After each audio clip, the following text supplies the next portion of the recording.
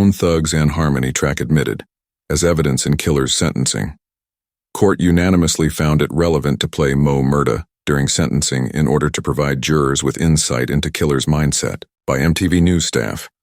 December 20, 2002. After 2 months of contest, the Missouri Supreme Court upheld prosecutors' decision to admit the Bone Thugs and Harmony song Murda as evidence in the sentencing of a convicted killer. The 7-member court unanimously found it relevant to play the rap song from Bone Thugs' 1995 album, 1999 Eternal, in order to provide jurors with insight into Michael Tisius' mindset when he murdered 2 Randolph County jailers. The Missouri Attorney General's office first submitted the rap song as evidence during the penalty phase of Tisius's trial in October. Tisius had already been convicted of the murders and was awaiting a sentence that included a possible death penalty. Deborah Wafer, the public defender representing the convicted murderer, initially contested the use of the Bone Thugs track as evidence, saying prosecutors failed to show a connection between the lyrics of Murda and the murders themselves. In court briefs, Wafer stated that Tisius did not deserve the death penalty simply because rap music is widely viewed as connected to gang violence and illegal activities. She also contended that using a rap song to connect a person to murder was like using a violent play by Shakespeare for the same purpose. Bone Thugs and Harmony's Busy Bone seemed to agree with this argument. "You can take anything pretty much out of context," Busy said.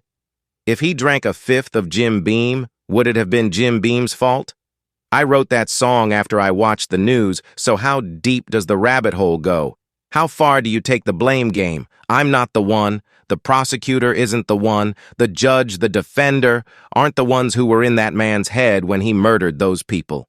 However, prosecutors argued that while the music did not cause Tisius to kill the jailers, it showed that the appellant, Tisius, psyched himself up for the murders by listening to Murda for 45 minutes before the slayings.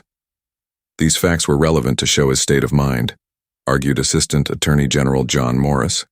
He was listening and repeatedly listening to a piece of music that had very violent overtones. The Missouri Supreme Court agreed. "They can use it for whatever they're going to use it for," Busy Bone said, "because it's ultimately the Lord who's got what's in store for this man if he committed murder. If you're man enough to take another person's life, you should be man enough to be accountable for your own actions. What song will you listen to now to get you through this situation?" Bone Thugs are far from the first artists to have their lyrics wind up in the courtroom.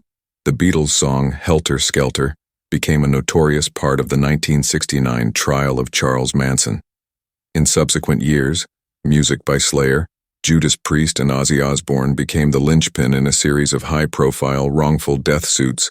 All 3 acts were cleared of liability, and in 1993, a 19-year-old Texas man tried to dodge the death penalty by blaming the lyrics of Tupac Shakur and the Ghetto Boys for causing him shoot and kill a state trooper.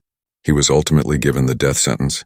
"There are a lot of things he could have listened to on any of our 8 albums," Busy said. "Maybe those would have swayed him in a different direction."